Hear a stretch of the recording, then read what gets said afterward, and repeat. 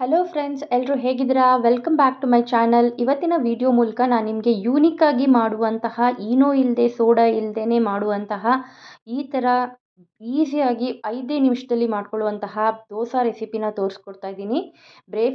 ಎಲ್ಲರೂ ಬ್ರೇಕ್ಫಾಸ್ಟ್ ಏನು ಮಾಡಬೇಕು ಅಂತ ತುಂಬಾ ಟೆನ್ಷನ್ ಪಡ್ಕೊಳ್ತಾರೆ ಬೆಳಗ್ಗೆ ಎದ್ದಿದ ತಕ್ಷಣ. ಇದನ್ನು ನೀವು ಸೇವ್ ಮಾಡಿ ಇಟ್ಕೊಳ್ಳಿ, ಟ್ರೈ ಮಾಡಿ. ಬನ್ನಿ ಹೇಗೆ ಮಾಡೋದು ಅಂತ ನೋಡ್ಕೊಳ್ಳೋಣ. ಅದಕ್ಕೂ ಮೊದಲಿಗೆ ನನ್ನ ಚಾನಲ್ನ ಹೊಸದಾಗಿ ನೋಡ್ತಾ ಇರೋರು ಸಬ್ಸ್ಕ್ರೈಬ್ ಮಾಡಿಕೊಂಡು ನೋಡಿ. ಈ ರೆಸಿಪಿ ನಿಮಗೆ ಇಷ್ಟ ಆಗಿದ್ರೆ ಲೈಕ್ ಮಾಡಿ, ಶೇರ್ ಮಾಡಿ. ಮೊದಲಿಗೆ ನಾನಿಲ್ಲಿ ಒಂದು ಪಾತ್ರೆಗೆ ಚಿರೋಟಿ ರವೆಯನ್ನು ತೊಗೊತಾ ಇದ್ದೀನಿ. 1 ಕಪ್ ಆಗುವಷ್ಟು ಚಿರೋಟಿ ರವೆ ಮತ್ತು ಅರ್ಧ ಕಪ್ ಆಗುವಷ್ಟು ಅಕ್ಕಿ ಹಿಟ್ಟನ್ನು ತೊಗೊಳ್ತಾ ಇದ್ದೀನಿ. ಮತ್ತು ಅರ್ಧ ಕಪ್ ಆಗುವಷ್ಟು ಹಸಿ ಕಾಯಿ ತುರಿಯನ್ನು ಕೂಡ ನಾನು ಸೇರಿಸ್ಕೊಳ್ತಾ ಇದ್ದೀನಿ. ಮತ್ತು ಇಲ್ಲಿ ನಾನು 1 ಕಪ್ ಆಗುವಷ್ಟು ನೀರನ್ನು ಆ್ಯಡ್ ಮಾಡಿಕೊಂಡು ಇದನ್ನು ಕಲಿಸ್ತಾ ಇದ್ದೀನಿ. ಇದನ್ನು ಕಲಿಸ್ಬಿಟ್ಟು ನೀಟಾಗಿ ಎಲ್ಲ ಕಡೆ ಮಿಕ್ಸ್ ಮಾಡ್ಕೊಳ್ಬೇಕು. ರವೆ ಮತ್ತು ಅಕ್ಕಿ ಹಿಟ್ಟು, ಕೊಬ್ಬರಿ ಎಲ್ಲ ಚೆನ್ನಾಗಿ ಮಿಕ್ಸ್ ಆಗೋ ಥರ ನಾವು ಇದನ್ನು ಮಿಕ್ಸ್ ಮಾಡ್ಕೊಳ್ಬೇಕಾಗತ್ತೆ ಗಟ್ಟಿಯಾಗಿ ಒಂದು ಸಲ.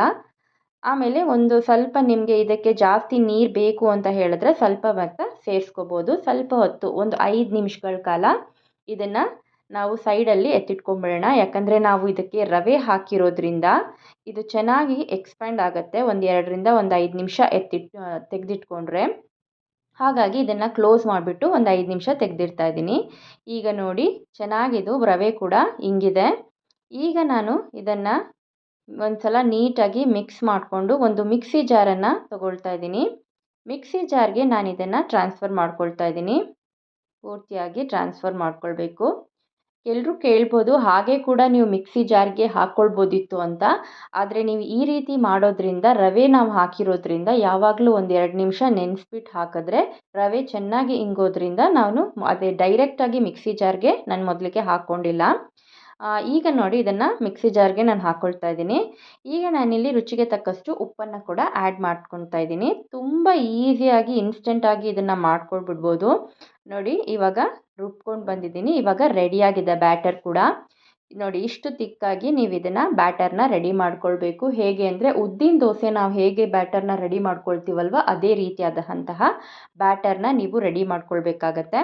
ನೋಡಿ ಈಗ ಪೂರ್ತಿಯಾಗಿ ನಾನು ಮಿಕ್ಸಿನಲ್ಲಿ ಸ್ವಲ್ಪ ಇರುತ್ತಲ್ವ ಅದನ್ನು ಕೂಡ ನಾನು ತೆಗೆದಿಟ್ಕೊಂಡಿದ್ದೀನಿ. ನೋಡಿ ಈ ರೀತಿಯಾಗಿ ಕನ್ಸಿಸ್ಟೆನ್ಸಿ ಇರಬೇಕು, ಹಿಟ್ಟಿಂದು ಕನ್ಸಿಸ್ಟೆನ್ಸಿ. ಈಗ ನಾನಿಲ್ಲಿ ತವಾನ ಇಟ್ಕೊಂಡಿದ್ದೀನಿ. ತವಾ ಕೂಡ ಚೆನ್ನಾಗಿ ಬಿಸಿಯಾಗಿದೆ. ಇವಾಗ ನಾನು ಒಂದು ಸೌಟಲ್ಲಿ ದೋಸೆ ಹಿಟ್ಟನ್ನು ಇಲ್ಲಿ ಸೇರಿಸ್ಕೊಳ್ತಾ ಇದ್ದೀನಿ. ಈ ಥರ ನೀವು ಉದ್ದಿನ ದೋಸೆ ಹಾಕೊಂಡಂಗೆ ಸ್ಪ್ರೆಡ್ ಮಾಡ್ಕೊಳ್ಬೇಕು, ತುಂಬ ಪ್ರೆಸ್ ಮಾಡಬಾರ್ದು. ಈಗ ಇಲ್ಲಿ ನೀವು ಆಯಿಲ್ ಬೇಕಂದರೆ ಆ್ಯಡ್ ಮಾಡ್ಕೊಳ್ಬೋದು, ಇಲ್ಲಾಂದರೆ ಬೇಡ. ನಾನಿಲ್ಲಿ 1 ಟೀ ಸ್ಪೂನ್ ಆಗುವಷ್ಟು ಆಯಿಲನ್ನು ಹಾಕ್ಕೊಂಡಿದ್ದೀನಿ. ನೋಡಿ ಯಾವ ರೀತಿಯಾಗಿ ಚುಕ್ಕಿ ಚುಕ್ಕಿಯಾಗಿ ಬರ್ತಾ ಇದೆ ದೋಸೆ ಅಂತ. ಇಲ್ಲಿ ನಾನು ಲಿಡ್ನ ಕ್ಲೋಸ್ ಮಾಡಿಡಬೇಕು. ಒಂದು 5 ನಿಮಿಷ ಚೆನ್ನಾಗಿದ್ದು ಸ್ಟೀಮ್ ಆಗುತ್ತೆ. ಆದ ನಂತರ ಇವಾಗ ದೋಸೆ ರೆಡಿಯಾಗಿದೆ. ಇದನ್ನು ನೀವು ಹೀಗೆ ಕೂಡ ತೆಗೆದಿಟ್ಕೋಬೋದು ಅಥವಾ ನೀವು ತಿರುವಿ ಈ ಥರ ಹಾಕ್ಕೊಳ್ಬೇಕು ಅಂತ ಅನಿಸಿದ್ರೆ ಒಂದು ಸಲ ನೀವು ತಿರುವಿ ಹಾಕ್ಕೋಬೋದು. ಒಂದು ಸೈಡಲ್ಲೇ ನೀವು ಬೇಯಿಸ್ಕೊಂಡ್ರೂ ಕೂಡ ದೋಸೆ ಚೆನ್ನಾಗೇ ಬೆಂದಿರುತ್ತೆ. ನೋಡಿ ಈಗ ಇನ್ಸ್ಟೆಂಟ್ ಆದಂತಹ dosa without Eno and soda ready ಆಗಿಬಿಟ್ಟಿದೆ.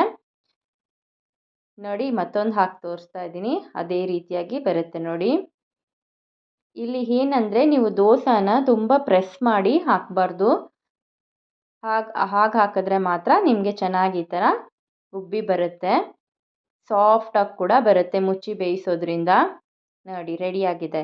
ಈ ರೆಸಿಪಿ ನಿಮಗೆ ಇಷ್ಟ ಆಗಿದ್ದರೆ ಲೈಕ್ ಮಾಡಿ, ಶೇರ್ ಮಾಡಿ ಮತ್ತು ಸಬ್ಸ್ಕ್ರೈಬ್ ಮಾಡ್ಕೊಂಡು ನೋಡೋದನ್ನು ಮರಿಬೇಡಿ. Thank you for watching.